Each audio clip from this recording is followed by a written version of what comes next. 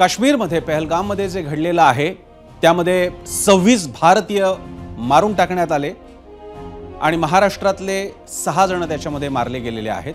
पण हे 6 जण काही डोंबिवलीला राहणारे आहेत, कोणी पनवेलला राहणार आहे, कोणी पुण्याला राहणार आहे। पण मला खात्री आणि आम्हाला खात्री आहे या क्षणी महाराष्ट्रातलं एक घर असं नसेल की जिथे अशी भावना नसेल की आपल्या घरातलं कोणीतरी गेलेलं आहे। डोंबिवलीमध्ये जे गेले आहेत त्यांच्यावर काही जणांना अंतिम संस्कार कोणावर होणार आहेत, पनवेलमध्ये झालेले आहेत, किंवा ज्या नौदल अधिकाऱ्याला सुद्धा अकाली मरण आलं, त्याला शहीद झाला, एका अर्थानं तो शहीदच झालेला आहे, दहशतवादी हल्ल्यात मारला गेलेला आहे, त्यांची सुद्धा अंतिम संस्कार पाहत असताना आम्हाला खात्री आहे तुमच्याही डोळ्यात अश्रू उभे राहिले असतील, तुम्हालाही वाटलं असेल आपल्या घरातलंच कोणी गेलेलं। त्या नौदल अधिकाऱ्याच्या पत्नीचा विलाप, जिचं फक्त 6 दिवस झाले होते लग्नानंतर काश्मीरमध्ये आले होते, तो विलाप पाहून असा एक घर भारतातलं नसेल की ज्यांचे डोळे ओलावले नसतील। या सगळ्या भावनांनी आपण या क्षणी ओथंबलेले आहोत, या भावना आपल्या मनात दाटून आलेल्या आहेत आणि सगळ्यांच्या मनात याचा धडा शिकवण्याची भावना आहे। आपली काय चूक होती? दरवेळी पुढे जाण्याचे प्रयत्न केले, दरवेळी पुन्हा संवाद साधायचे प्रयत्न केले, मात्र दरवेळी पुन्हा पुन्हा हाच खंजीर का खोपसला जातो आणि मग याच्यावर तोडगा तरी काय? किती हे सहन करायचं? या भावना आपल्या सगळ्यांच्या आहेत। पण खास करून पहलगाममध्ये जे घडलेलं आहे त्यातला एक भाग असा की आतापर्यंत पर्यटकांवरती हल्ला न करण्याचा जणू काही अलिखित करार पाळला जात होता, तोही मोडला गेलेला आहे आणि ज्याचा अर्थ असा की यानंतर काश्मीर नावाचं नंदनवन तितकं सुरक्षित राहीलच याची आता खात्री उरलेली नाही। आणि या सगळ्या पार्श्वभूमीवर त्याच्या मुळांनाच आता धक्का देण्याची गरज आहे, अन्यथा हा दहशतवाद पसरत जाईल का? तो यापुढे भारताचं असं डोकेदुखी ठरेल का जे एकेकाळी 90च्या दशकात आपण पाहिलेलं आहे? असे अनेक मुद्दे आहेत आणि त्यांची उत्तरं शोधण्याचा आपण प्रयत्न करणार आहोत आणि यावर बोलण्यासाठी आपल्यासोबत मान्यवर आहेत आणि त्याचवेळी आपलं लक्ष डोंबिवली आणि मुंबईच्या एअरपोर्टकडे सुद्धा असणार आहेत, कारण काही पार्थिव येणार आहेत। पुन्हा आपले मंत्री तिकडे गेलेले ते तिकडच्या आपल्या महाराष्ट्रीय मंडळींना घेऊन, मराठी मंडळींना घेऊन येणार आहेत। दरम्यान आत्ताच माहिती येते की मुख्यमंत्री स्वतः डोंबिवलीमध्ये दाखल झालेले आहेत। आजच सगळ्या या घडामोडींवरती आता महाराष्ट्र शासन लक्ष ठेवून आहे। स्वतः मुख्यमंत्री देवेंद्र फडणवीस डोंबिवलीमध्ये आहेत, एकनाथ शिंदे श्रीनगरला गेलेले आहेत आणि प्रत्येकानं काम वाटून घेतलेलं आहे आणि महाराष्ट्र शासन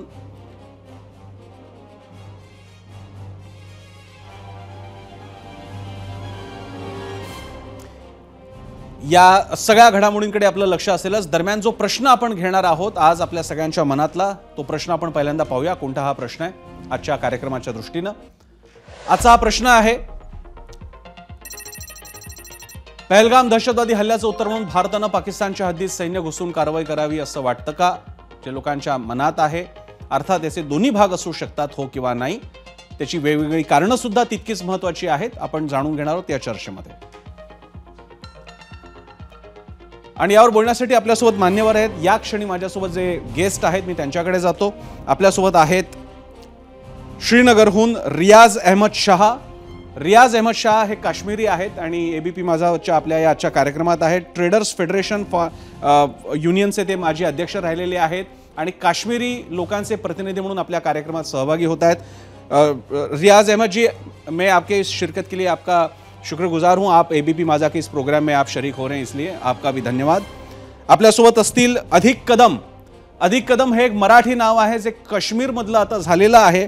काश्मीरमधील सामाजिक कार्यकर्ते आहेत अधिक कदम आणि खास गोष्ट पटकन आठवलेली गोष्ट म्हणून सांगायची तर अधिक कदम यांनी जी ॲम्ब्युलन्स तिथल्या व्यवस्थेला दिली होती, काही वर्षांपूर्वी दिली होती, तीच ॲम्ब्युलन्स कालच्या हल्ल्यानंतर जिची मदत झाली ती ॲम्ब्युलन्स पुरवणारा आपला एक मराठी माणूस जो आता काश्मीरीत झालेला आहे, आपला काश्मीरी बांधव एक मराठी माणूस आहे। अधिक कदम आता काश्मीरमध्ये असतात, ते अधिक कदम आपल्यासोबत आहेत आणि आणखी खास पाहुणे आपल्यासोबत आहेत। आपल्यासोबत आहेत जयंत उमराणीकर।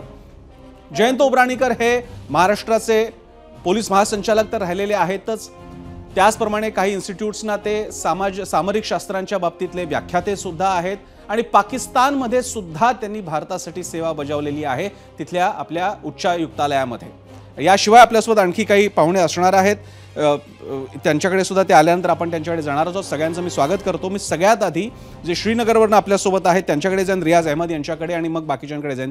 रियाज जी, पहले तो ये बताइए अभी कल के वाकया के बाद आज हालात कैसे हैं? हम यहाँ पे सुन रहे हैं कि बहुत सारे टूरिस्ट जो भारत भर से कश्मीर में आए थे वो अभी फिर से उनकी घर वापसी हो रही है, वो अपने अपने स्टेट्स में चले जा रहे हैं। आप कैसे देख रहे हैं, आप कैसा जायजा लेंगे इस पूरे हालात का? कल जो चीज़ हो गई थी ना, आज पूरे शहर में श्रीनगर में जी गम और दुख है जी इस बात का कि जो कल हुआ वो नहीं होना चाहिए था जी। और जिन लोगों ने ये किया है वो कश्मीर के दोस्त नहीं दुश्मन हैं जी। और यहाँ जो भी जिसने भी ये हमने देखा सुना, और जैसे बिजली गिरती है एक इंसान के ऊपर, ऐसे सारे कश्मीर के लोगों पर ये बिजली की तरह गिर गया जी। तो हम आज जितने भी मतलब लोगों में इतना प्यार है दिल में, उन्होंने फ्री रखा लोगों के लिए, टूरिस्टों के लिए खाना जी, उनके लिए घूमने के लिए जो मतलब ये जो है ट्रैफिक जी उसका जो मतलब ऑटो टैक्सी कोई भाड़ा नहीं लेंगे, कोई कुछ नहीं करेंगे जी। ये मोहब्बत है हमारी। हम इनको जो यहाँ पर हमारे टूरिस्ट आते हैं, हम इनको टूरिस्ट की नज़र से नहीं देखते हैं जी। हम इनको अपनी जान से भी ज़्यादा प्यार करते हैं जी। क्योंकि कश्मीर में कोई इंडस्ट्री ऐसी नहीं है जिस तरह बाहर होती है, कोई स्टील इंडस्ट्री, कोई ऐसी इंडस्ट्री। यहाँ एक ही इंडस्ट्री चलती है जिसको कहते हैं टूरिज्म। जी सही बात है। और टूरिज्म में जो भी लोग यहाँ आते हैं इनका वास्ता हर एक के साथ होता है, जैसे होटलियर है, जैसे मतलब है टैक्सी वाला है, ऑटो वाला है, शिकारे वाला है, घोड़े वाला है, यानी कि दुकानदार है यहाँ पर जिनके पास कश्मीर आर्ट का सामान बिकता है, ये लोग उनको भी पैसा देते हैं, वो भी इनकी तरह राह देखते हैं। अगर यहाँ दुकानें शाम को 6-7 बजे बंद होती है, लेकिन इनके लिए ये 10 बजे रात 11 बजे रात तक खुली रखते हैं क्योंकि ये घूम के आते हैं फिर वहाँ पर शॉपिंग करते हैं। सही बात है। इसलिए ये जो हमारे टूरिस्ट हैं, ये हमारे टूरिस्ट नहीं है, ये रिजिक होता है जो भगवान अल्लाह मियाँ देता है ना इंसान को किसी तरीके से, और कोई इस अपने रिजिक को ठुकराएगा नहीं, किसी को अपनी उसके के साथ दुश्मनी नहीं होगी। जी सही बात है। और जितना मेहमान नवाजी कश्मीर में है उतनी आप देखो किसी में भी नहीं है। चाहे किसी भी टूरिस्ट से आप पूछ लीजिए, चाहे वो किसी भी होटल में हो, किसी भी शिकारे में हो, किसी भी मतलब वो टैक्सी में हो, वो उसको कहता है कि नहीं जी ये कितने अच्छे लोग हैं, कितने वो हैं। हालांकि यहाँ आपने बीच में बहुत देखा होगा किसी टूरिस्ट का वो जो पर्स गिर गया है, किसी के पैसे गिर गए हैं, किसी का फ़ोन गिर गया है, उन्होंने उनको कॉल किया है, उन्होंने उनको बता दिया है कि नहीं जी ये हमारे पास है, चाहे जो बाहर भी गए हैं उनको वापस भेज दिया है, उनको भेज दिया है। तो ये चीज़ आपको देखनी चाहिए कि कश्मीर की कश्मीरियत जो है ये इसमें नहीं है। मगर आप देखेंगे कि जैसे कि ये जिसने भी किया है इसमें कोई कश्मीरी का हाथ है, वो बिल्कुल नहीं है।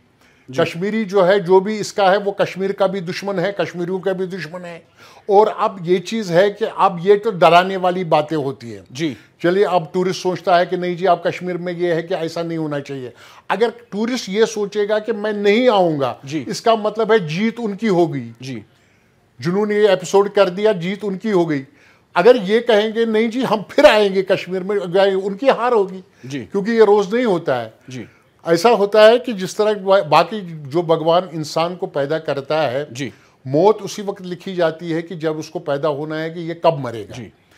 तो इंसान को ये न मरने का पता रखा होता है न जीने का पता रखा होता है, मालूम रखा होता है जी। तो जी रियाज जी आप बहुत सही फरमा रहे हैं और आपकी इन भावनाओं से रूबरू होके मुझे पूरा भरोसा है कि हमारे जो महाराष्ट्र जो हमारे जो लोग हैं यहाँ से जो वहाँ पे गए थे उनमें से 6 लोगों को अपनी जान गंवानी पड़ी।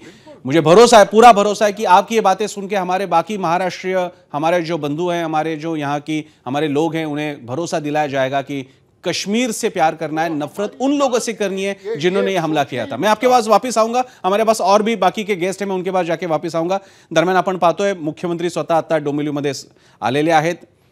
देवेंद्र फडणवीस तिथे पोहोचलेले आहेत जिथे हे अंतिम संस्कार होणार आहेत।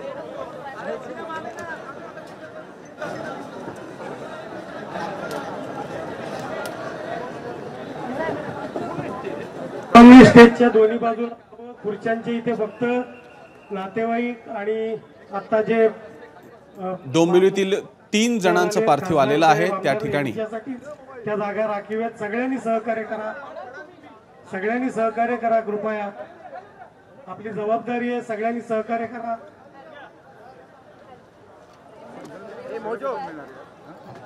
गेटच्या आतमधून फक्त नातेवाईक आतमध्ये येतील। गेट मधून फक्त नातेवाईक आतमध्ये, बाकी सर्व पब्लिक कृपया बाहेर थांबेल.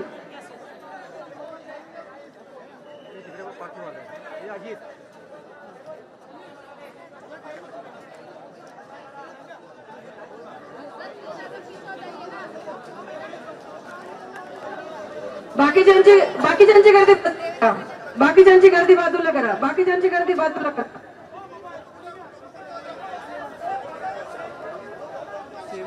प्लीज, ज्यांची आवश्यकता नाही त्यांनी प्लीज बाहेर व्हा. आपण या डोंबिवलीतल्या घडामोडींकडे आपलं लक्ष आहे.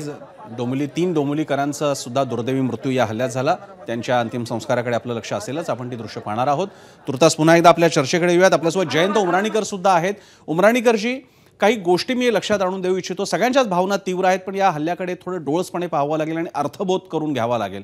एक, हा हल्ला थोडासा हमास स्टाईलने झाल्याचा सुद्धा उल्लेख अनेक ठिकाणी येतोय. हमासने सुद्धा इस्रायलच्या भागात येऊन तिथल्या एका पार्टीच्या ठिकाणी हल्ला केला होता. लोकांना निरपराध निशस्त्र तरुणाईला तिथे त्यांनी मारलं होतं. इथे काश्मीर आहे, पहलगाम आहे, टुरिस्ट स्पॉट आहे आणि पर्यटक आहेत. दुसरी गोष्ट म्हणजे त्याच्या बाजू त्यांनी पुरुषांना त्यांच्या पत्नींसमोर मारलं आणि पत्नींना सोडून दिलं, हे सांगायला की तुम्ही जाऊन हे तुमच्या सरकारला सांगा वगैरे. तर या सगळ्या घटनेचे हे कंटोर्स, हे जे सगळे डायमेन्शन्स आहेत, याकडे तुम्ही कसं पाहता? एक तर झाला प्रकार तो अतिशय दुर्दैवी आहे. हो. आणि जे मृतक आहेत त्यांना माझी श्रद्धांजली.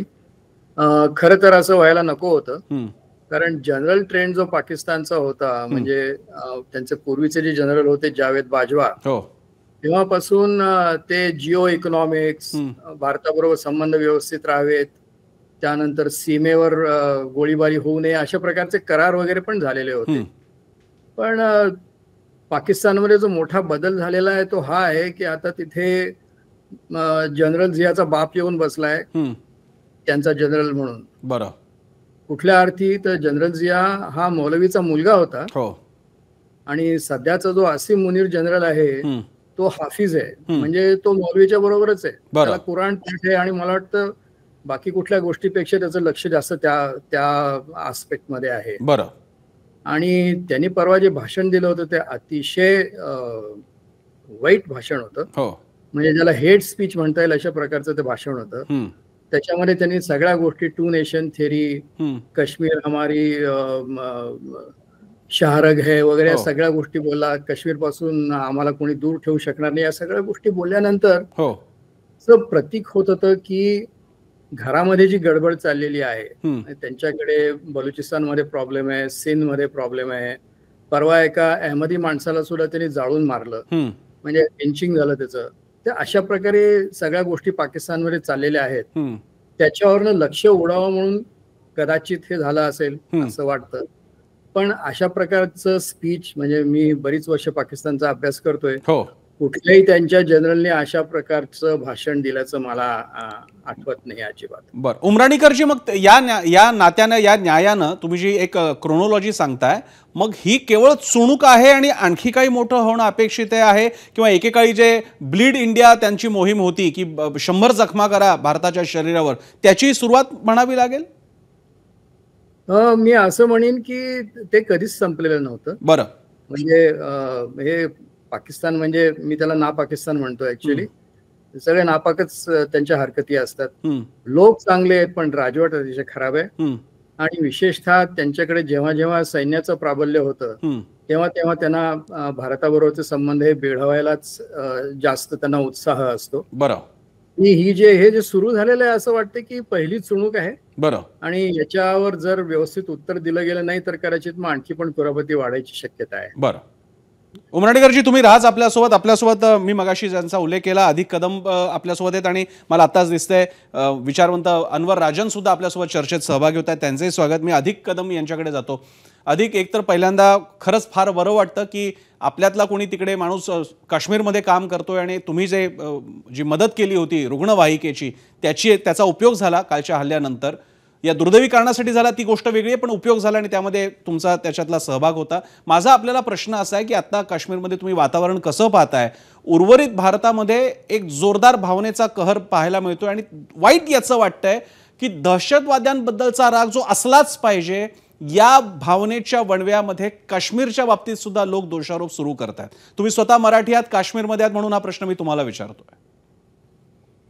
जम्मू काश्मीरमध्ये 28 वर्ष मी काम करतोय आणि हे काम करत असताना नक्कीच एक इनिशियल लेवलला म्हणजे 90sचा मी इनिशियल पार्ट सांगतो की ज्याच्यामध्ये टेररिझम हा एक वेगळ्या उच्चांकावर होता आणि घराघरामध्ये गावागावामध्ये आतंकवादी विचारांची माणसं आतंकवादी गावागावामध्ये होते आणि एस्पेशली मी कुपवाडा, बारामुल्ला, बांडीपोरा हा जो नॉर्थ पार्थ काश्मीर जो आहे तिथं काम जास्त केलेलं आहे, म्हणजे गावागावामध्ये राहिलेलो आहे. आणि ह्या सगळ्या याच्यामध्ये डेफिनेटली म्हणजे 100% मुस्लिम पॉप्युलेशन मध्ये एक नॉन मुस्लिम तिथं राहून काम करतो, लोकांमध्ये राहतो. तर बऱ्याच शंकेने बघितलेलं आहे, बऱ्याच वेळा त्रास झालेला आहे, बऱ्याच वेळा तर गिलानी सारखी माणसांनी किंवा हुरियत किंवा जमात इस्लामीच्या लोकांनी फतवे काढलेले आहेत मस्जिदीमधनं. आणि हे सगळं जरी झालं असेल, 19 वेळा आतंकवादी घेऊन जरी गेले असेल तरी सुद्धा मला वाचवा तरी तीच माणसं होती, इथल्याच समाजातली माणसं होती. म्हणजे त्यावेळेस यासिन अली सारखी माणसं, जो एक तरुण वर्ग, त्याच्यानंतरचा तरुण वर्ग, हा सगळा जो काही मी बघितला याच्यामधली त्यांच्या आधीची जी काही वयोवृद्ध माणसं होती, म्हणजे 50, 60, 70 वयातली जी माणसं होती, त्यांनी जो पहिला त्यांच्या बालपणीतला काश्मीर बघितला, जो 70 मधला 80 मधला जो काश्मीर असेल, 90च्या आधीचा काश्मीर असेल, कुठेतरी चांगली माणसं देशामध्ये आहेत आणि त्यांना कदाचित मी त्यांना तसा वाटलो असेल आणि त्याच्यामुळे त्यांनी जरी मला आतंकवाद्यांकडनं किंवा जमातच्या लोकांकडे त्रास झाला असेल तरी सुद्धा ते समाजातली अशा चांगल्या विचारांची माणसांनी मला तिथं नक्कीच वाचवले. म्हणजे मला आतंकवाद्यांच्या म्हणजे 11-11, 10-10 आतंकवाद्यांच्या गर्दीमधनं मला बाजूला काढून माझा जीव वाचवलेला आहे, तितक्याच लोकांनी वाचवलाय. म्हणजे आज एक घोडेवाला जो ज्यांनी स्वतःचा जीव गेला बेसिकली पहलगामच्या त्या याच्यामध्ये, म्हणजे तो जसा हिसकून घेत होता, त्याच्यातनं बंदूक हिसकून घ्यायचा प्रयत्न केला, जे काय केलं असेल तिथं मेलेला आहे, बेसिकली त्याचा जीव तिथे गेलेला आहे. अशीच माणसं सुद्धा म्हणजे मला आज जर मी विचारलं की मला त्यांनी का सोडलं आतंकवादी, तर मला नाही सांगता येतं, पण मला हे नक्कीच मला माहिती आहे की त्या लोकांचं इंटरव्हेन्शन होतं. अर्थात अधिक हा तुम्ही सांगितलेला मुद्दा, ही सांगितलेली आठवण अतिशय महत्वाची आहे आणि आमच्या सगळ्या प्रेक्षकांना ही विनंती आहे की तुमच्या मनातला रागच आपल्या सगळ्यांच्या मनात आहे, पण ते करत असताना आपल्या रागाच्या या भावनेमध्ये आपण आपलाच भारताचा भाग असलेल्या काश्मीरलाच होरपळवू लागलो तर ती मात्र चुकीची गोष्ट ठरेल. आणि कोण सांगतंय? आपल्यातलाच तिथे 25 वर्ष काम करणारा एक मराठी माणूस आधी कदम सांगतायत, उमराणीकर पण सांगतायत हे नेमक्या याच्यातल्या गुंतागुंती काय आहेत. काश्मीरचे प्रतिनिधी पण इकडे आलेले ते सांगतायत की फक्त टुरिझम ही एकच इंडस्ट्री आमची आहे, या आतंकवाद्यांनी दहशतवाद्यांनी लोकांना गोळ्या घातल्या नाहीत, आमच्या इंडस्ट्रीवरती पण गोळ्या घातलेल्या आहेत. कारण आता काश्मीरला जाणार कोण? मे महिन्याचा अख्खा सुट्टीचा सीझन वाया जाणार आहे, त्यांची काय अवस्था असेल. माझ्यासोबत आणखी एक पाहुणे आहेत, त्यांच्याकडे सुद्धा मी जातोय. राजेंद्र निंभोरकर, लेफ्टनंट जनरल राजेंद्र निंभोरकर सुद्धा आहेत, त्यांचंही स्वागत. त्यांच्याकडे जाण्यापूर्वी मी अनवर राजन यांची मगाशी ओळख करून दिली, तर त्यांच्याकडे जातो आणि मग निंभोरकर सरांकडे. काश्मीरचा हा आपला अतिशय गुंतागुंतीचा असा स्ट्रॅटेजिक प्रदेश आहे, त्याच्याबाबतीत जरा सविस्तर त्यांच्याकडनं जाणून घ्यायचं आहे. मी पहिल्यांदा अनवर राजन यांच्याकडे जाईन. अनवर राजनजी, हे सगळं झाल्यानंतर दुर्दैवानं म्हणावं असं वाटतंय, फक्त काश्मीरींबद्दल नाही, त्याच्या आडून एक आणखी अजेंडा सुरू झालेला आहे की मुस्लिम काही सुधारणार नाही, मुस्लिमांना थेट मुस्लिम बॅशिंग सुरू झालेलं आहे. ते प्रत्यक्ष अप्रत्यक्ष समाज माध्यमांवर दिसू लागलेलं आहे. त्याच्या जोडीला मग कोण स्थानिक होते का, स्लीपर सेल होते का वगैरे, ते सगळं झालेलं आहे. पण तो कंगोरा सगळा तसाच आहे. या दरवेळी अशा घटना घडतात आणि राष्ट्रभक्ती आणि राष्ट्रप्रेम सिद्ध करायची पुन्हा जबाबदारी आणली जाते. तुम्ही या सगळ्या घटनांकडे कसं पाहता? नाही, मला एकतर सुरुवातीला मी झालेल्या प्रकारे त्याबद्दल दुःख व्यक्त करतो, निषेध व्यक्त करतो आणि जे याच्यामध्ये मारले गेलेत त्यांना श्रद्धांजली पण अर्पण करतो. फक्त या हल्ल्यामध्ये नाही तर गेल्या काही वर्षामध्ये जे अनेक हल्ले झालेले वेगळ्या ठिकाणी वेगळ्या प्रकारचे, त्याच्यामध्ये जेवढे गेलेले त्या सगळ्यांना श्रद्धांजली अर्पण करतो. परत परत आपल्यावर अशी वेळ येऊ नये असं वाटतं. मुद्दा आहे की एक समाजामध्ये धर्माच्या आधाराने ध्रुवीकरण करण्याची प्रक्रिया गेली अनेक वर्ष सुरू आहे आणि अशी घटना घडली की त्याला गती मिळते. माणसाला संयम सोडून आणि भान विसरून आपल्या भावना जास्त उद्रेक करणं हे आवडतं आणि हे राजकीय लोकांना देखील सोयीचं असतं, आवडतं. तर संयम ठेवून याच्याकडे बघितलं पाहिजे. काश्मीरमध्ये ही घटना घडल्यानंतर तिथल्या स्थानिक जनतेने ज्या पद्धतीने मदत केली, त्यानंतर ठिकठिकाणी त्याचे निषेध पण केले, कॅन्डल मार्च काढले, त्या तिथली काश्मीरी जनता या अतिरेक्यांच्या सोबत नाही आणि वारंवार सिद्ध झालेले. दुसरा एक भाग आहे की अतिरेक्याच्या कारवाईमध्ये आतापर्यंत जे मारले गेलेले त्याच्यामध्ये जवळपास 89% म्हणजे अखेर एक 7-8 वर्षापूर्वी सरकारने जाहीर केली होती. 89% मुस्लिम मारले गेले मुस्लिम अतिरेक्यांच्या कारवायामध्ये. अशीच घटना शिखांच्या मध्ये होती. पंजाबमध्ये ज्यावेळी खलिस्तान चळवळ आणि सगळं चालू होतं त्या शिखांच्या अतिरेक्यामध्ये जे मारले गेले होते त्याच्यामध्ये प्रामुख्याने मोठ्या प्रमाणामध्ये शीख होते. धर्माचा मुद्द्यापेक्षा धर्मामधले जे उदारमतवादी लोक असतात त्यांना शत्रू करणं हे देखील असतं आणि बाकीच्या लोकांना याच्यामध्ये तात्पुरतं काही वाटावं यासाठी मग या प्रकारच्या घटना घडतात. तर अतिरेक्यांच्या कारवाई करण्यामागे काहीतरी हेतू असतो.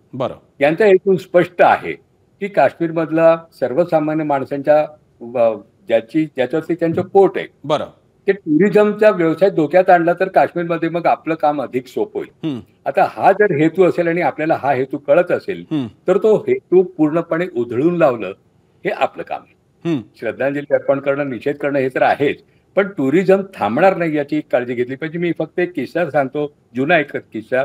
खलिस्तानची चळवळ ज्यावेळी खूप जोरात होती आणि लोंगोवालची हत्या झाली होती शीख अतिरेक्यांनी त्यांची हत्या केली होती आणि त्या काळामध्ये निवडणुका जाहीर झाल्या होत्या विधानसभेच्या. पुण्यामध्ये सभा झाली होती. नानासाहेब गोरे होते तिथे मी पण होतो. त्या सभेमध्ये सुरुवातीला बोलताना मी सांगितलं की या घटना इतक्या दुःखद आहे आणि या सगळ्या वातावरणामध्ये सरकारने तातडीने निवडणुका रद्द कराव्यात. नानासाहेब गोरेंनी नंतर सांगितलं की त्यांचा हेतूच तो आहे अतिरेक्यांचा हेतू की तिथे निवडणुका होऊ नये शांतता नांदू नये आणि म्हणून कुठल्याही परिस्थितीमध्ये सरकारने निवडणुका थांबवू नये निवडणुका घ्याव्यात. निवडणुका झाल्यानंतर हळूहळू वातावरण निवडलं. इतकीच वाईट परिस्थिती पंजाबमध्ये होती. पंजाबमधल्या खलिस्तानच्या चळवळीला राजकीय पद्धतीने हाताळलं. तेव्हा राजकीय मुत्सद्देगिरी पाहिजे आणि हे दुसऱ्या कुठल्या मार्गाने सुटत नाही प्रश्न. पॉलिटिकल विजडम हा एक मार्ग आहे की त्याच्यातून हे सुटेल प्रश्न आणि त्या दृष्टीने प्रयत्न केला पाहिजे. सर्वसामान्य माणसांना आपण शत्रू करणं म्हणजे हिंदू असेल मुसलमान असो बौद्ध असेल कोणी असेल त्या धर्मातल्या लोकांनी अतिरेकी कारवाई केली तर त्या लोकांना आपण शत्रू लेखणं हे अतिशय चुकीचं किंबहुना त्यांचा हेतू सफल करणार आहे. आणि तोच मी मुद्दा त्यानंतर घेऊन येणार आहे अनवर राजनजी. कारण यानंतर या दहशतवाद्यांच्या गोळ्या फक्त माणसांच्या शरीरात गेलेल्या नाहीयेत त्याच्या पलीकडे ते आणखी काहीतरी उसू पाहत आहेत फाडू पाहत आहेत. ते आहे भारताचं हे सगळं आपल्या समाजाचं एक सुंदर वस्त्र की जे विविध रंगांचं आहे. मी निंभोरकरांकडे आता जाईन आणि त्यानंतर मी काश्मीरला जे आपले जे सहकारी आहेत रियाज अहमद शाह जे टिकटच्या ट्रेडर्स एसोसिएशन से मैं रियाज आपके पास वापस आऊँगा. उसके पहले हमारे और एक यहाँ पे मेहमान है उनके पास पहले मुझे जाना होगा उसके बाद मैं आपके पास वापस आऊँगा. आपल्यासोबत आहेत राजेंद्र निंभोरकर लेफ्टनंट जनरल राहिलेले आहेत. निंभोरकर सर आपलं स्वागत आहे. कालही आपण चर्चेमध्ये सहभागी होता. आम्हाला आता याच्यातल्या काही स्ट्रॅटेजिक गोष्टी सामरिक दृष्टीच्या गोष्टी थोड्या समजावून सांगा. 370 गेल्यानंतर वक्फच्या काय नवीन कायदा सुधारणा कायदा आल्यानंतर या सगळ्या काळात जम्मू काश्मीरमधल्या विधानसभा निवडणुकांनंतर झालेला हा हल्ला आहे. हा हल्ला अशा भागात झालेला आहे जिकडे पुढे अमरनाथ यात्रेचा रूट आहे. हा हल्ला त्याही काळात झालेला आहे की जेव्हा पाकिस्तानचा लष्कर प्रमुख म्हणतो की पुन्हा एकदा काश्मीर आम्हाला आणावं लागेल आणि हिंदू मुस्लिम कसे वेगवेगळे आहेत. हे सगळे डॉट्स कनेक्ट करता काही वेगळं चित्र बघायला मिळते. तुम्ही या सगळ्याकडे कसं पाहता? मला वाटतं की ज्या गोष्टी तुम्ही बोलल्या त्यामध्ये एका प्रकारचा योगायोग म्हटलं तरी चालतंय. आताच व्हाईस प्रेसिडेंट आले US आणि ते आपल्या दौऱ्यावर आहे. आपले मोदी सौदी अरेबियाच्या दौऱ्यावर आहे. तर हे जे डॉट्स आहे म्हणजे आपण जरी योगायोग म्हटलं तरी त्यामध्ये थोडंसं काहीतरी विचित्र चित्र आपल्याला बघायला मिळतं. बरं 370 नंतर काय झालं तुम्ही बघाल ते 2019 नंतर आतंकवादी कारवाया जवळपास एकदमच डिमिनिश झाल्या खूपच कमी झाल्या होत्या आणि त्याच्यानंतर एकदम सडनली मोठी कारवाई झाली. छोट्या मोठ्या होत राहिल्या आणि त्या कोणावर होत्या सशस्त्र बलावर आर्म फोर्सेस CRPF पोलीस यांच्यावर छोट्या छोट्या होत राहायच्या. पण सिव्हिलियन्सवर कारवाई ही बऱ्याच दिवसानंतर पहिली गोष्ट आहे. नॉट ओन्ली दिस एवढंच नाही तर प्रत्येक धर्माच्या हिंदू धर्माच्या लोकांना मारणारी मला वाटतं खूप दिवसानंतर पहिली आहे. जेव्हा काश्मीरचा एक्सोडस झाला होता तेव्हा होते नंदीग्रामला त्यांनी जवळपास 40 लोकांना हिंदूंना पकडून मारलं होतं किंवा प्राणकोट रियासी मधली तहसीलमधले पूर्ण गावात हिंदूंना मारलं. अशा गोष्टी तेव्हाच्या काळात पण ते चित्र वेगळं होतं. पण हे खूप दिवसानंतर त्यानंतर हे पहिले आलेलं आहे की हिंदूंना वेगळं करून मारलं. मग त्याच्यानंतर मला वाटतं याचा डायरेक्ट संबंध त्यांना असं दाखवायचं आहे की 370 जे आहे त्यामुळे काही जरी झालं तरी आम्ही बाकीच्या लोकांना नॉन मुस्लिमना काश्मीरमध्ये येऊ देणार नाही, हा त्यांचा नक्कीच मोठासा उद्देश आहे. आणि दुसरं ह्या म्हणजे थोडंसं टॅक्टिकल लेवलवर जाऊन बोलतो की जसं आपण म्हटलं होतं की काश्मीरमध्ये जवळपास 90% जनता आपल्या देशाबरोबर आहे. जसं रियाज शहाने पण सांगितलं आहे की मी तिथे जवळपास 16 ते 17 वर्ष काश्मीरच्या भागात राहिलं, वेगवेगळ्या भागात राहिलंय, लहानपासून मोठ्या हुद्द्यावर गेलोय, पण तिथले मित्र आहेत माझे. पण काश्मीरी जनता आपल्या बरोबर आहे हे मी नक्की सांगू शकतो. पण त्यामध्ये अशी दुही पाडायची, फूट पाडायचं आहे. कारण की एक मात्र गोष्ट याच्याबरोबर तेवढीच सत्य आहे की हे जे हल्ले झाले यावर स्थानिक लोकांची मदत असल्याशिवाय होऊ शकत नाही. 200% सत्य आहे. तर ते असतीलच, पण ते किती आहे? 3 ते 4%, 5% मॅक्सिमम. पूर्ण देशात, पूर्ण काश्मीरच आपल्या बरोबर आहे. तर हे आपल्या लोकांनी लक्षात घ्यायला हवं आणि एकदम घाबरून जाऊ नये आणि एकदम असं सोडू नये की काश्मीरमध्ये जाऊन सोडायला पाहिजे. त्यामुळे त्यांचा जो हेतू आहे आतंकवाद्यांचा तो साध्य होईल. कुंभोरकर, शेवटची गोष्ट आता जयंत सरांनी सांगितली की आशिफ मुनीर आहे हा काहीतरी बडबड करायला. कारण त्याने जे बडबड केली मी त्याला चांगला ओळखतो, ज्युनियर आहे माझ्यापेक्षा सर्व्हिसमध्ये, चांगला ओळखतो त्याला मी. आणि तो नेहमी आधी पण असंच बडबड करत राहायचा. आणि तो जसा वर गेलेला आहे त्याच्याबद्दल मी काही बोलू शकत नाही. पण हा एक रिलिजियस फंडामेंटलिस्ट प्रकारचा एक इसम आहे आणि तो बोलला. आणि कदाचित हा डॉट पण जोडू शकतो त्याच्याबरोबर. आणि शेवटचं मला 1 मिनिट सांगायचं आहे की हा रस्ता जो तुम्ही सांगितला आहे हा दुसरा रूट आहे आपल्या अमरनाथला जायला. इथून चंदनवाडीवरून शेषनाग आणि आपण तिथे जातो. आणि दुसरा रस्ता बालटाल. याच्यामधले जे महादेव रेंज आहे याच्यावर क्रॉस करून तिकडे जाऊ शकता, इकडे येऊ शकता. आणि त्यामुळे आता आपल्या देशाच्या, आपल्या सुरक्षा बलांना आणि गव्हर्नमेंटला हे करावं लागेल की हे जे लपून बसलेले आहे यांना शोधावं लागेल आणि यांचा खात्मा करावाच लागेल. आजचा एपिसोड हा चर्चेचा नाही, आपण संवाद साधायचा प्रयत्न करतोय, समजून घेण्याचा प्रयत्न करतोय. काश्मीरमधल्या पेहलगाममध्ये जो दहशतवादी हल्ला झाला तो आणि त्याच्यानंतर भारतासमोरचे पर्याय आणि एकूणच आपण सगळेच त्यामध्ये आलो. आपल्यासोबत पुन्हा एकदा आपण जाऊयात. आपले काश्मीरसोबत श्रीनगरहून रियाज अहमद आपल्यासोबत आहेत, तिकडच्या ट्रेडर्स एसोसिएशन से प्रमुख है. रियाज अहमद जी, फिर से आपके पास आ रहा हूं मैं. ये बताइए, ये सब होने के बाद अब जो काश्मीरी व्यापारी हैं, ट्रेडर्स हैं, होटल के ओनर्स हैं, जो वहाँ का शिकारा, बहुत ही वर्ल्ड फेमस शिकारा है, उसके ओनर्स हैं, ये इकोनॉमी का क्या होगा? भारत में आप तो जानते हो मंथ ऑफ मई तो पूरा छुट्टियों का माना जाता है, लोग गर्मियों से छुटकारा पाने के लिए कश्मीर में आते हैं. तो आगे कैसे होगा? लोग क्या सोच रहे हैं, कश्मीरी लोग क्या सोच रहे हैं? देखिए, ये जो मतलब समझिए मार्च अप्रैल जो है जी, ये स्टार्ट हो जाता है सीजन यहाँ का जी. और इसके लिए पूरा साल यहाँ के जो होटल्स वाले हुए, मतलब शिकारे वाले हैं, हाउस बोट वाले हैं, ये वेट करते रहते हैं जी. ये क्योंकि छुट्टियां हिंदुस्तान में होती हैं बच्चों की, तो उस टाइम के लिए कश्मीर आ जाते हैं जी. और जिसने भी ये किया वो कश्मीरियों का दुश्मन है. वो मैंने पहले भी आपको बताया, कश्मीरियों का दुश्मन है वो यहाँ चाहते हैं कि बेरोजगारी हो जी, यहाँ लोगों में तरक्की नहीं हो. ये चीजें इसी से हो जाती हैं जब ये एपिसोड ऐसा कर लेते हैं जी. वरना उसका हम सोचेंगे, देखेंगे कि क्या मतलब है उसका ये कि जिसने ये चीज किया है. अब देखिए पूरा कल से जो है कश्मीर में जैसे सारा मातम छाया हुआ है जी. हर एक घर में ऐसा लग रहा है कि उनका अपने मरे हैं, ये फीलिंग हो रही है हमारे यहाँ कश्मीर में. और आज देखिए सड़कों पर लोग चाहे टूरिस्ट को बोलते हैं कि आपका खाना फ्री, पीना फ्री, गाड़ी फ्री, हर एक चीज फ्री, ताकि इनके दिल में ये होता है कि ये जो दर्द है ना इनमें, ये हमारे कश्मीरियों के अंदर दर्द है जी. ये जितना दर्द सारे हिंदुस्तान में है उससे ज्यादा कश्मीरियों में दर्द है ये. और हर एक रो रहा है इस वक्त कि ये ऐसा नहीं होना चाहिए जी, जो हुआ है. क्योंकि ये हमारे कश्मीर का दोस्त नहीं है, हमारे कश्मीर का दुश्मन है. रियाज अहमद जी, और एक सवाल पूछना चाहूंगा, थोड़ा पेचीदा सवाल है, थोड़ा संवेदनशील सवाल है, लेकिन पूछना चाहूंगा. पूरी दुनिया जानती है कि बाकी के जगह की जो संस्कार है वो एक तरफ है, बाकी के जगह का इस्लाम अपना अपना है, पाकिस्तान में अलग होगा, अफगानिस्तान में होगा.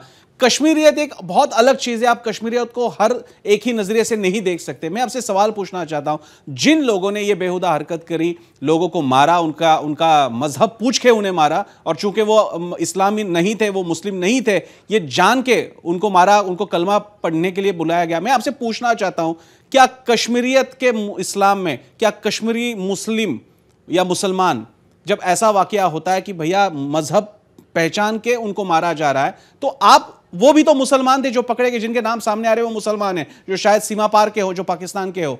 आप उनको कैसे दिखते हो? कश्मीरियत के आइडेंटिटी में क्या इस ऐसे बर्ताव का कोई मायना रखता है? देखिए, एक बात मैं पहले आपको ये बता दूं कि ये जो करने वाला है ये इसको मुसलमान हम कह ही नहीं सकते हैं जी, और ये कोई गारंटी नहीं है कि किसने किया है जी। और आप देखिए कि जहां पर ये जो वहां पर आए थे ये किसी यूनिफॉर्म में थे और वहां पर आज हमारे सीएम ये जो है चीफ मिनिस्टर साहब जो है उनने कहा था कि जो ये कश्मीरी था उसने किसी को बंदूक रखा था कि उसको बिल्कुल अटैक, उसको छीन ले की कोशिश की, जबकि उसको भी गोली लग गई, वो भी मर गया। तो इसमें ये कहने की ही बात नहीं है कि ये जो मुसलमान के ऊपर आ जाता है। देखिए 1947 जैसे है पुराना, जो उस वक्त ये हिंदू मुस्लिम्स के झगड़े की बात नहीं होती थी। जो आदमी गाय को मार के उसको मंदिर में डालता है और सुअर को मार के मस्जिद के बाहर डालता था, वो एक ही आदमी था। वो ये नहीं था कि हम वो कहते थे कि ये हिंदू ने किया, उसने कहा ये मुसलमान ने किया। यहां पर कश्मीरी में जो दर्द है, ये फीलिंग है कि भगवान ने, ऊपर वाले ने इंसान को एक ही बनाया है जी। और जब हम देखिए, हम ये होटल में होते हैं, जब खाना खाते हैं जी, तब हर एक को वो पकाने वाला तो एक ही जैसा नमक डालता है, एक ही जैसा वो पूरा डालता है, वो टेस्ट सबको एक जैसा लगता है। उस वक्त वो ये नहीं कहते हैं कि वो मुसलमान के लिए अलग टेस्ट है, हिंदू के लिए अलग टेस्ट है, सरदार के लिए अलग टेस्ट है। और इसी तरह ये जो इंसानियत है वो अलग चीज है जी। धर्म से बढ़कर, जो कहते हैं ना, धर्म से बढ़कर जो चीज होती है वो होती है। रियाज अहमद जी, आपने बहुत बड़ी बात कह दी है, बहुत जरूरी बात कह दी रियाज अहमद जी, क्योंकि यहाँ पे बाकी जगहों में सोशल मीडिया पे बहुत बड़े बातें चल रहे हैं, चर्चा हो रही है यहाँ पे कि ये किसने किया, ये हिंदू है, ये मुसलमान है, ये लोग ऐसे हैं, वो वैसे हैं। लेकिन आपने ये बता दिया कि मजहब क्या होता है, आपने बता दिया कश्मीरियत क्या होती है, आपने वो बता दिया जो कश्मीरी के जहन में है। खूप मोठी गोष्ट त्यांनी सांगितलेली आहे। आता एक मुस्लिम माणूस, कश्मीरी मुस्लिम माणूस सुद्धा म्हणतोय असं वागणारा मुस्लिम असू शकत नाही। आता या पलीकडे आपण या लोकांना किती वेळा विचारणार आहोत की तुम्ही भारतीय आहात का?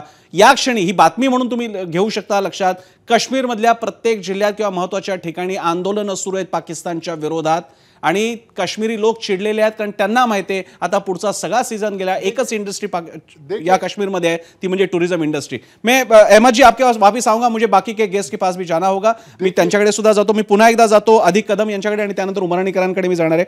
अधिक या सगळ्या पार्श्वभूमीवर, या सगळ्या एका विसंवादामुळे झालंय असं, त्या दहशतवाद्यांनी गोळ्या घातल्या आपल्या लोकांना, मात्र या गोळ्या आता आपल्या इतक्या रुतत चालल्या की भारताचं जे एक फॅब्रिक आहे एकमेकांना सांभाळून घेण्याचं, त्यालाच ते फाडायला लागलेलं आहे। माझं तुम्हाला याबद्दल विचारणं आहे की तिथे याला जो धार्मिक रंग देण्याचा प्रयत्न होतोय त्याच्याकडे तुम्ही कसं पाहता? नाही, आपला देश हा आपल्याला म्हणजे ही जबाबदारी सगळ्या देशाची आहे, सगळ्या देशाच्या लोकांची आहे आणि मला असं वाटतं काश्मीरमध्ये घटना घडली, याचे पडसाद डेफिनेटली वेगळ्या राज्यामध्ये येणार आहेत, देशामध्ये होणार आहेत आणि हा गोंधळ थोडासा होणारच आहे। पण मला असं वाटतंय की हा म्हणतात ना की हा चर्निंगचा पार्ट आहे, मंथनचा पार्ट आहे। ह्याच्यामध्ये आपल्याला म्हणजे आता रियाज सरांनी सांगितलं की धर्माच्या पुढे इन्सानियत आहे, रिलिजनच्या आगे ह्युमॅनिटी आहे।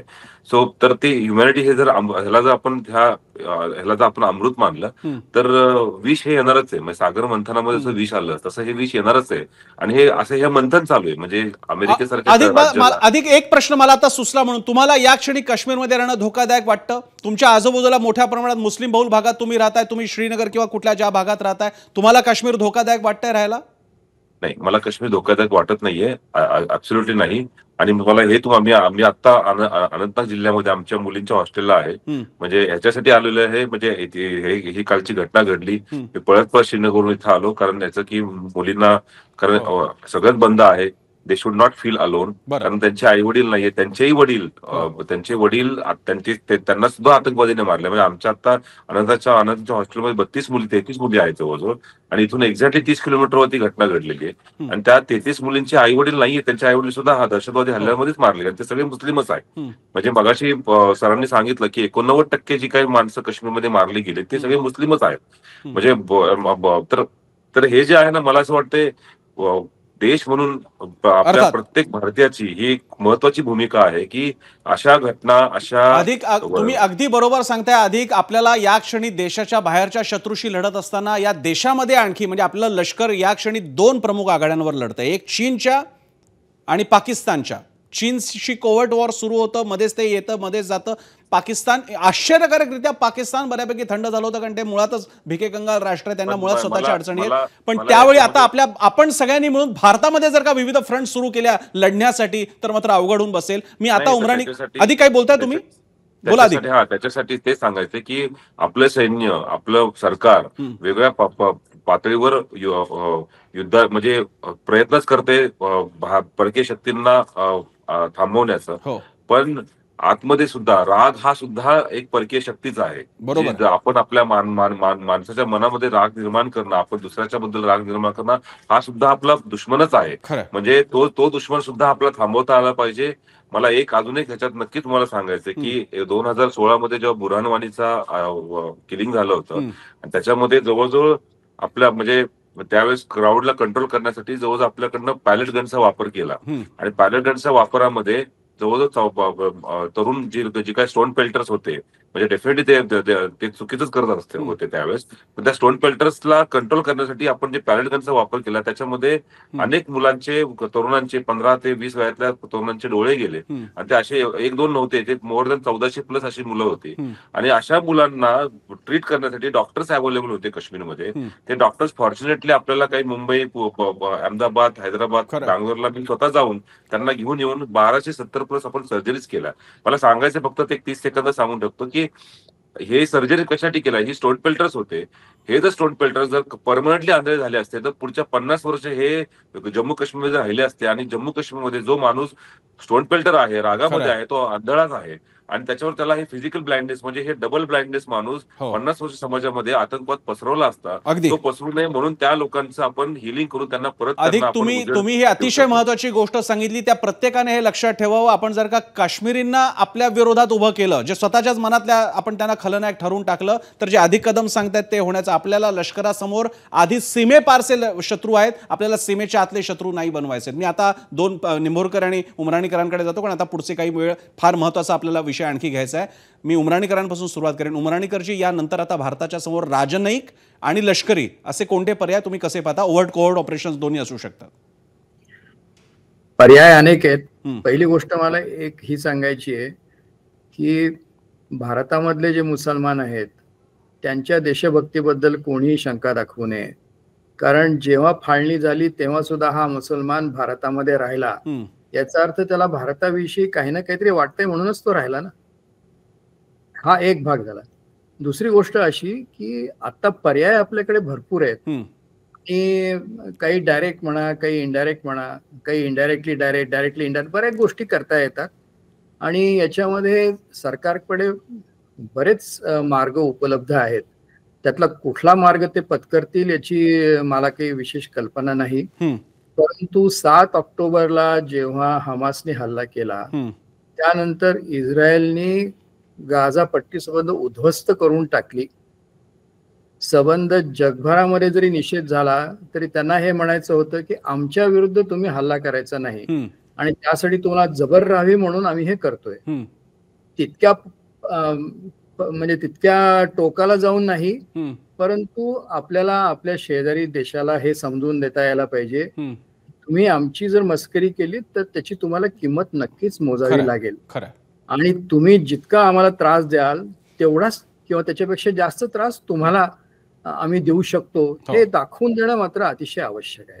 हा एक मुद्दा उमराणीकरांचा यासाठी महत्वाचा आहे कारण असा एक मोठा मतप्रवाह आहे की 26/11 नंतर भारतानं जो एक धडा द्यायला हवा होता, संकेत द्यायला हवा, तो न दिल्यामुळे पाकिस्तानची ही कुचराई अशी चालू राहिली. त्यामुळे हा मुद्दा महत्वाचा आहे. मी निंभोरकरांकडे जाईन. निंभोरकर सर, तुम्ही कसं पाहताय भारतासमोर आता कोणते पर्याय असू शकतात?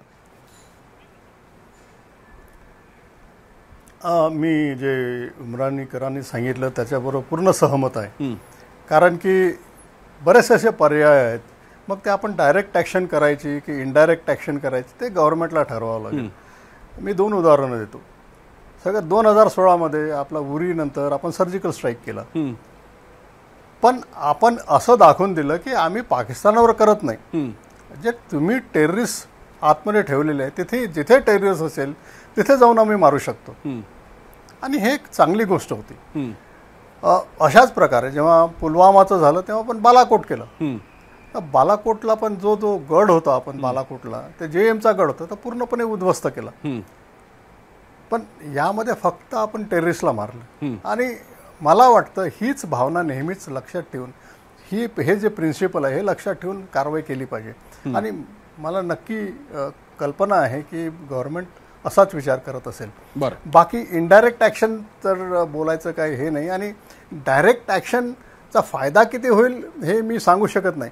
पण जसं सांगतो की आपण आताचे दिवस गेले की मला एका गालावर थप्पड मारली तर दुसरा पुढे करेल हे दिवस नाही आहे. आणि ते पाकिस्तानलाही माहीत आहे आणि सगळ्यांनाच माहीत आहे. आणि आपली ताकद पण वाढलेली आहे. तसं पाहिलं तर मी पर्सनली पाकिस्तानला आपला शत्रू मानत नाही. Pakistan is no enemy. आपला मेन शत्रूचीही नाही. तर ह्या गोष्टी आपण करू शकतो पण त्याचं लॉस आणि प्रॉफिट बघायला पाहिजे. अर्थात निंबोरकरांनी सुद्धा एक अतिशय महत्वाची म्हणजे हा पूर्ण वेगळ्या चर्चेचा विषय ठरेल पण निंबोरकरांचे शब्द फार महत्वाचे आहेत. पाकिस्तानपेक्षा खरा मोठा शत्रू चीन आहे. चीन आणि पाकिस्तान मधला जो one belt one road project आहे त्या दृष्टीने त्यांना पाक ऑक्युपाइड काश्मीर असेल किंवा बाकीच्या जागा असतील या मोक्याच्या आहेत. पाकिस्तानमध्ये विरोध आहे त्या प्रोजेक्टसाठी. त्या दृष्टीने पाकिस्तानवरती दबाव आणण्यासाठी ते गरजेचं आहे. पाकिस्तानी आर्मीला बलुचिस्तान मधला त्रास आहे. त्यांची बलुचिस्तानचे तिकडचे रिबेल्स आहेत ते पाकिस्तान आर्मीची रोजच्या रोज लाच काढतायत आणि त्यातून लक्ष आपल्याच जनतेचं लक्ष वेधण्यासाठी ते भारतात असल्या ओचापत्या करतात. हे सगळे कंगोरे आपल्याला सामान्य माणूस म्हणून लक्षात असले पाहिजे. एक शेवटची कमेंट अनवर राजन यांची घेईन आणि कार्यक्रमाचा समारोप आपण करूयात. अनवर राजनजी, सीमेवरती काय करायचं ते शासन आणि आपलं सैन्य बघून घेईल पण या देशाच्या आतमध्ये एकमेकांच्या विरोधात आपण फ्रंट उभ्या करतोय. घराघरासमोर फ्रंट उभ्या करतोय. तू शत्रू आणि मी शत्रू असं आपण ठरवायला लागलेलो. याचं काय करायचं आणि हे मात्र आपल्याला सोपवायचंय. हे शासन किंवा सैन्य नाही करू शकत. खरंय. देशामधल्या सगळ्या ज्यांना हे देश एकत्र टिकवायचा आहे विकासाच्या दिशेने शांततेच्या मार्गाने जायचे त्यांचं हे कर्तव्य आहे की आपापल्या गावामध्ये आपापल्या शहरामध्ये कुठल्याही प्रकारच्या धार्मिक तणाव निर्माण होणार नाही. तुम्हाला आम्ही धंदा करू देणार नाही. आमच्या इथे जत्रा चालू आहे तर मुसलमानांना आम्ही स्टॉल लावू देणार नाही. इथे मुसलमानाच्या दुकानातून चिकन घ्यायचं नाही मटण घ्यायचं नाही. असं करून जर सगळे प्रतिष्ठेने जगण्याचे मार्ग बंद करत गेलेत तर इथे हिंदू मुस्लिमाचा तणाव जितका वाढतो तितका काश्मीरमधल्या अतिरेक्यांची शक्ती वाढते. ते सांगतात बघा हे कसे वागते तुम्हाला त्यांच्यावर राहायचंय का. तर मला असं वाटतं की देशामध्ये धर्म भाषा जात याच्यावरून जिथे जिथे काही विद्वेष पसरला जातोय त्या गोष्टी आपल्या विकासाला आपल्या शांततामय सहजीवनाला धोकादायक आहे. आणि त्याच्या विरुद्ध जे स्वतःला राष्ट्रवादी मानतात राष्ट्रावरती प्रेम म्हणजे काही राष्ट्राच्या माणसावरती प्रेम. तो माणूस कुठल्याही जाती धर्म भाषा बोलणारा असेल तो माझा बांधव. शाळेमध्ये प्रतिज्ञा घेतो भारत माझा देश आहे सारे भारतीय माझे बंधू आहे. तर या धर्माचा माणूस माझा बंधू नाही या जातीचा माणूस माझा. अनवरजी तुम्ही अगदी समयोचितता दाखवून दिलेली आहे. या प्रतिज्ञा त्यातले शब्द खरे करून दाखवायची वेळ आता आलेली आहे.